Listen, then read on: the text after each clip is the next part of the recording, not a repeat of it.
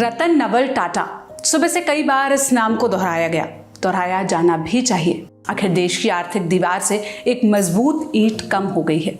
रतन टाटा ने टाटा ग्रुप जैसे बड़े एम्पायर को दशकों तक संभाला, लेकिन उनके खुद के पास कितना पैसा था, ये बात हम इस वीडियो में जानेंगे। 28 दिसंबर 1937 को जन्म हुआ। शुरुआती पढ़ाई कैंपिन स्कूल से हुई।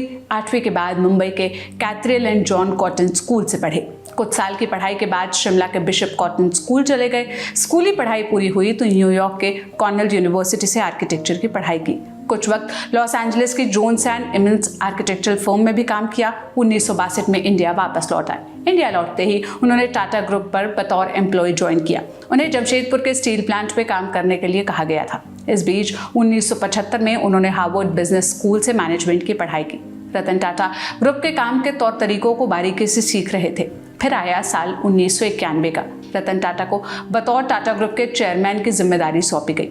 21 साल तक चेयरमैन रहे। 2012 में रिटायरमेंट की घोषणा की, लेकिन इन 21 वर्षों में बहुत कुछ बदल चुका था। कंपनी 7 समंदर पार कर चुकी थी। विदेशी कंपनियों के साथ करार कर रही थी। रतन टाटा की कमान संभालने के 9 साल बाद टाटा ग्रुप ग्लोबल हो चुका था।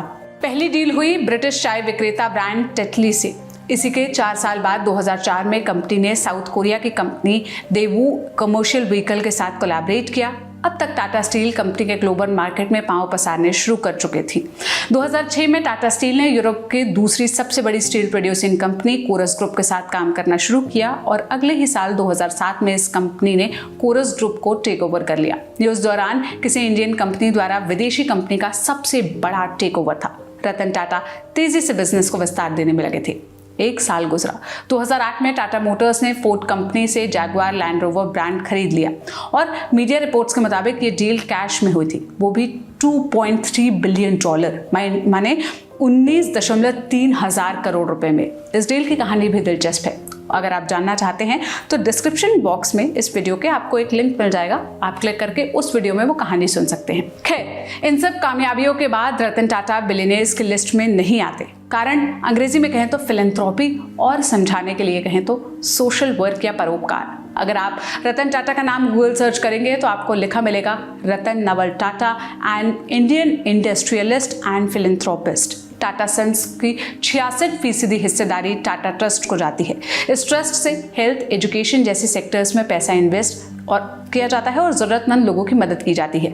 रिसर्च के इच्छुक स्टूडेंट्स को फेलोशिप दी जाती है। टाटा ट्रस्ट की शुरुआत 1892 में रतन टाटा के दादा जमशेद जी टाटा ने की। हाल के सालों की बात करें तो हर साल तकरीबन 1200 करोड़ रुपए टाटा ट्रस्ट को दिए जाते हैं। रतन टाटा खुद अपनी सैलरी का एक हिस्सा टाटा ट्रस्ट को डोनेट करते हैं। आज की तारीखों में टाटा ग्रुप में 30 कंपनियां हैं, जिनकी मौजूदगी 100 देशों और 6 महाद्वीपों में है। फॉर्च्यून इंडिया वाटरफील्ड के मुताबिक रतन टाटा की निजी संपत्ति तकरीबन 16,448 करोड़ रुपए है। हालांकि कुछ रिपोर्ट्स 3800 करोड़ भी इसे बता रही हैं। रतन टाटा के share Tata Sons, Tata Consultancy Service, Tata Motors, Titan company, Tata Steel में है। 2012 में रिटायरमेंट के बाद भी रतन टाटा को साल में 2.5 करोड़ रुपए टाटा सन्स के एक्स चेयरमैन के तौर पर मिलते थे। 9 अक्टूबर देर शाम रतन टाटा का देहांत हो गया। एक एरा का अंत हो गया। लल्लन टॉप की ओर से रतन टाटा को विनम्र श्रद्धांजलि। इस वीडियो की स्क्रिप्टिंग की थी मेरे साथी रजत ने। मैं सोनल हूँ।